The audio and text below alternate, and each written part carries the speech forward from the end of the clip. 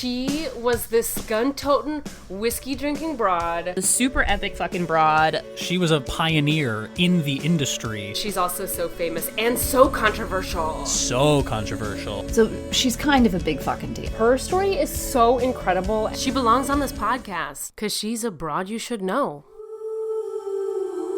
Hello and welcome to Broads You Should Know, the podcast about amazing and noteworthy women from history. I am your host, Sarah Gorski, and I am here today with a brand new broad for you, but one that has been on my list for a very long time, Timoclea. I think that's how you pronounce it. That's what the internet says. I don't always trust the internet. Timoclea is our broad today. And you might be wondering why Timoclea, if the name is familiar, she's an ancient broad. She's an old broad, one of the older broads we've talked about on this podcast. She is from the ancient times of Alexander the Great, so very, very old. And, you know, I've been toying with doing her for a long time. She's been on my radar for a couple of years now at least. And it's been, you know, a weird week like all weeks are now, and there is lots of commotion this week about revenge going on in the news. And I don't really want to talk about all of it right now. I think everyone who listens in real time, you know, knows what I'm referring to. People who are listening, looking backward, this is the week that the CEO of United Healthcare got murdered by a vigilante, it appears. Anyway, it looks like kind of a revenge story. And so I was thinking about revenge. I was thinking about broads and revenge, and Timoclea seemed like a great choice. So I'm finally going to talk about her, and I'm super pumped. Because she's a very old broad, she doesn't have a lot of sources about her. In fact, she really only has one source that she is mentioned by, and that is Plutarch. If you don't know who Plutarch is, no, I'm not talking about the character from Hunger Games, although that's one of our favorite Plutarchs in modern days. Plutarch was a Greek philosopher, historian, biographer, essayist, and also a priest, because why not? And he is known primarily historically for his writing, specifically his works Parallel Lives, which was a series of biographies of illustrious Greeks and Romans. He would tell both sides because he was a Greek, but he became a Roman citizen and, a figurehead in Roman philosophy. So he wrote quite a bit, but Parallel Lives is his most famous, and Timoclea's story is included in Parallel Lives, as well as two of his other works. She's mentioned 3 times by Plutarch. But let's stop a second. There's a few things to talk about before we talk about Timoclea's story. And that is When Plutarch was writing about Timoclea and about Alexander the Great in general, because Timoclea's story appears in his more or less biography, in quote marks, of Alexander the Great. Her story is from the second year of his reign. When Thebes was taken is when her story takes place. And so when Plutarch was writing, he was writing let me scroll and check. His Life of Alexander was written in 75 ACE. ACE. ACE. Yeah, Anno Domini, whatever. I always mix those up.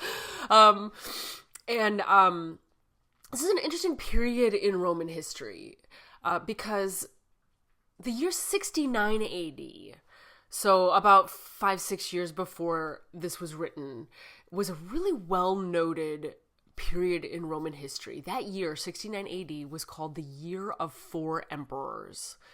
And during this wacko time, Nero committed suicide in June of 68. And the Year of 4 Emperors wraps up with the triumph of Vespasian on December 69, and he would kind of open this new era of rule after that point. And there was a quote about this particular year, quote, "The year of 4 emperors, so the ancient sources assure us, was one of the most chaotic, violent, and frightening periods in all Roman history, a time of assassinations and civil wars, of armies so out of control that they had no qualms about occupying the city of Rome, and of ambitious men who seized power only to lose it one after another." End quote. So Plutarch is writing like 5 years after that chaos. And you can imagine that people at that time were probably really interested in looking backward at the simpler times, which for them was Alexander the Great. Alexander the Great had died in 323 BC, so basically 400 years before this was written. And that, begs the question, okay, well, Plutarch's writing 400 years after the source material, right? So who are his sources for Timoclea and everything that he wrote about Alexander and in his Parallel Lives series? His sources were pretty much the work of earlier historians that came before him. Obviously, Alexander was dead at that point. And particularly, there were 2 historians that he relied on for a lot of his information: Plutarch and Aristobulus. And he likely also used other sources such as Alexander's own letters and the accounts of his contemporaries as they were passed down. But a lot of those original sources, they're definitely gone now, and they were already probably not so hot in terms of how accurate they were, even at the time that Plutarch was writing, because 400 years is a lot happens in 400 years, right? So a lot of these sources that he was using to write, we just kind of don't know with ancient texts how much bias there was, and no doubt there was probably a lot of bias when writing them. The main source for Timoclea's story, as Plutarch mentions somewhere else, was the account by Aristobulus of Cassandreia. Oh God, some of the Greek words I can get, some of them I can't. And Aristobulus apparently knew Alexander very well. So this sounds like a passed down oral story here. Through Aristobulus, the account of Aristobulus. And her story, Timoclea's story, takes place in like I said, in the second year of Alexander's reign, in 335 BC.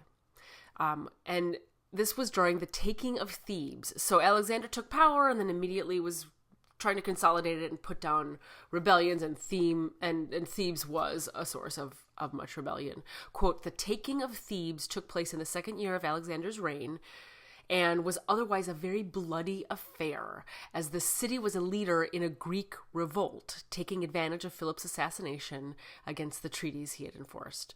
Perhaps 6,000 Thebans died, and 30,000 were enslaved, and the city virtually ceased to exist for some decades after these events." End quote. So that is a picture of this moment that Timoclea's story took place in. Now, I mentioned Timoclea is mentioned not once, not twice, but 3 times in Plutarch's text.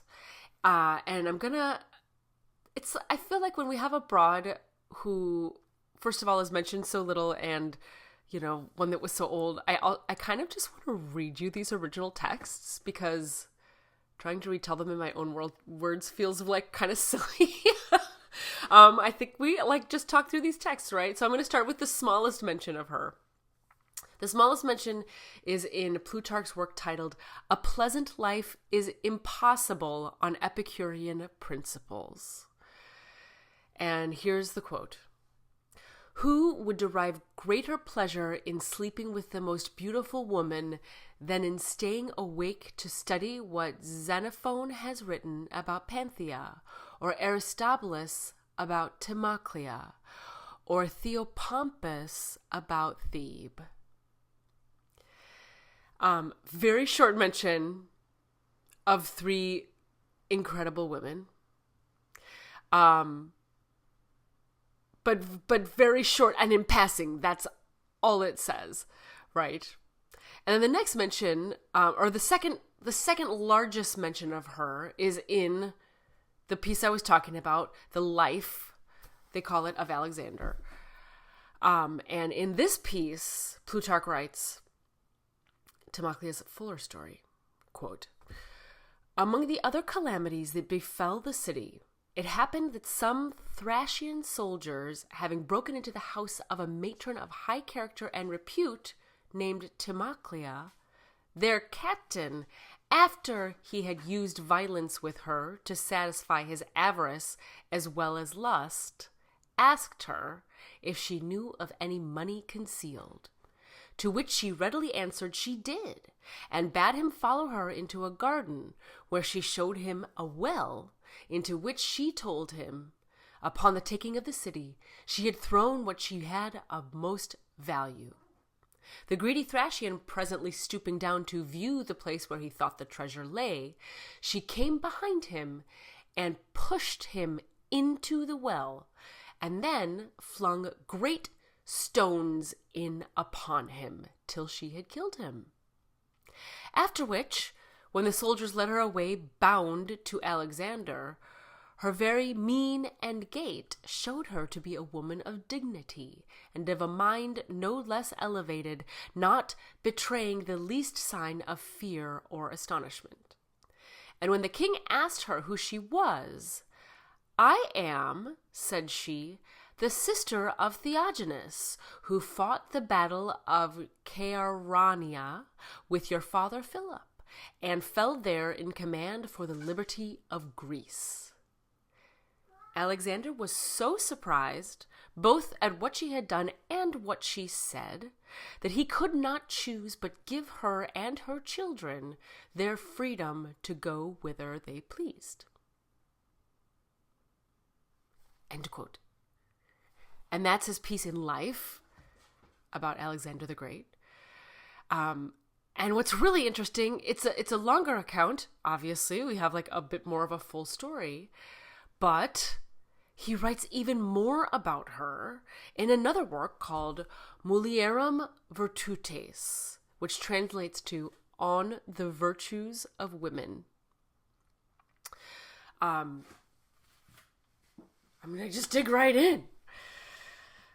He starts with a little bit of backstory to her story, which is also really interesting. Suddenly the backstory comes forward. Here we go. Theogenes the Theban, who held the same sentiments with regard to his country's welfare with Epaminondas, Pelopidas, and other most worthy Thebans, was slain in Chaeronea in the common disaster of Greece, even then when he had conquered his enemies and was in pursuit of them. For it was he that answered one who cried out aloud to him, 'How far wilt thou pursue?' Even, saith he, to Macedonia. When he was dead, his sister, Timoclea, survived him, who gave testimony that he was nobly descended, and that he was naturally a great man and excellently accomplished. Moreover, this woman was so fortunate as to reap a great benefit by her prowess, so that the more public calamities fell upon her, so much the easier she bore them. For when Alexander took Thebes, and the soldiers fell a-plundering, some in one part and some in another, it happened that a man, neither civil nor sober, but mischievous and mad, took up his quarters in Timoclea's house. He was a captain to a Thracian company, and the king's namesake, but nothing like him. For he, having no regard either to the family or estate of this woman, when he had swilled himself in wine after supper, commanded her to come and lie with him.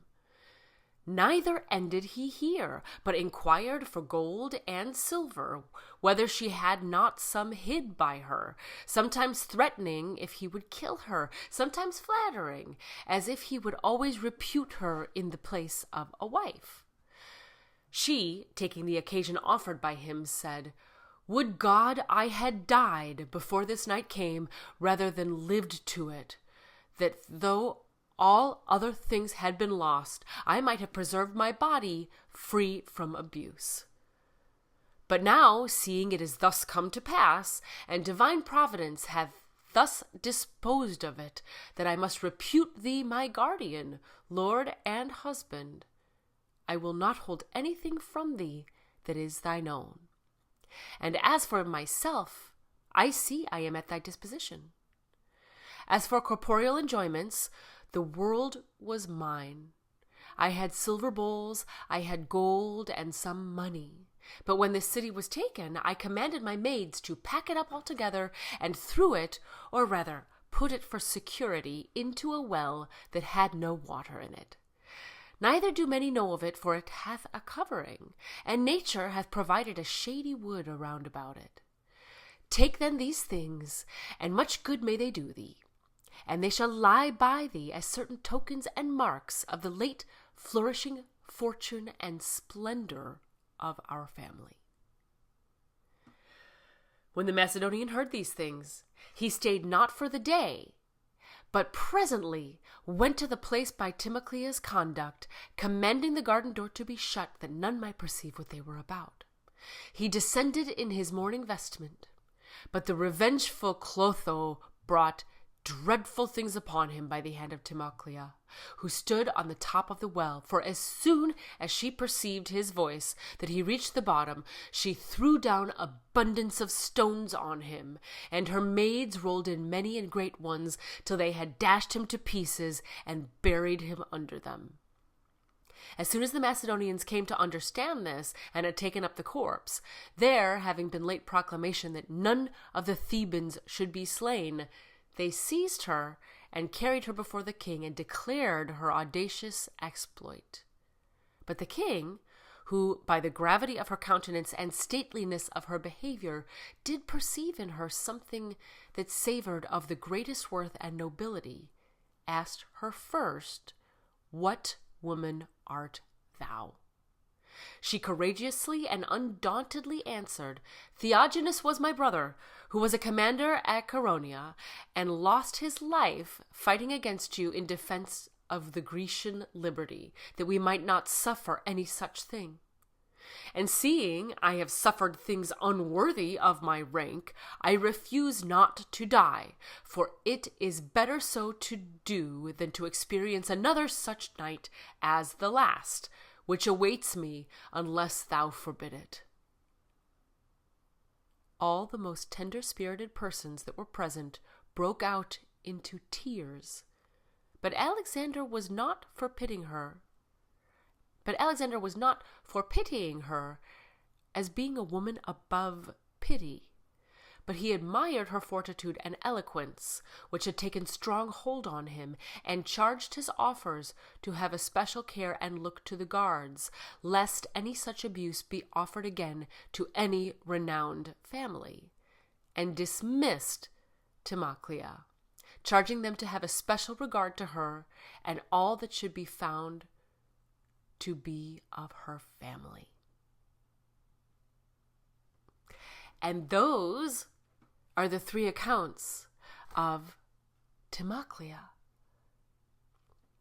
Now, I said I wasn't going to tell you my own version of it, obviously. I always have a little bit of an opinion about it, because the text as written is kind of polite, right? It's a polite text, and it's more polite in that fuller telling of it, right? There's this long conversation, this long, eloquent conversation, and it feels more like a whole scene we have set out here. That there was a negotiation, and that this man came into Timoclea's house and kind of took on the mantle of her husband, even against her will. But we can say it out loud. This guy came into her house and he raped her, and then he came to steal her gold and wanted to take all of her riches that she had. And she took revenge on him and threw him down a well and threw stones on him until he was dead.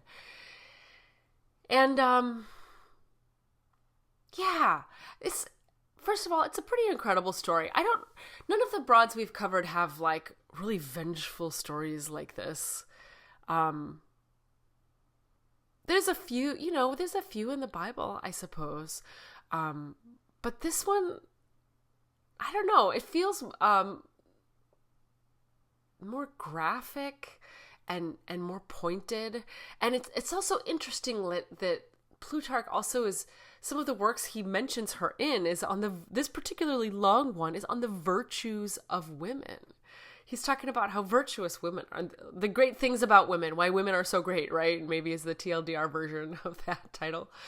And that Timoclea's story shows up in here, even though she murdered the captain that raped her. I find that really a really interesting narrative. I don't know about you, but it's interesting to kind of contemplate why Plutarch kind of raises her up and gives her this huge spotlight. And certainly a huge part of the telling of the story is how kind and wonderful Alexander was to her.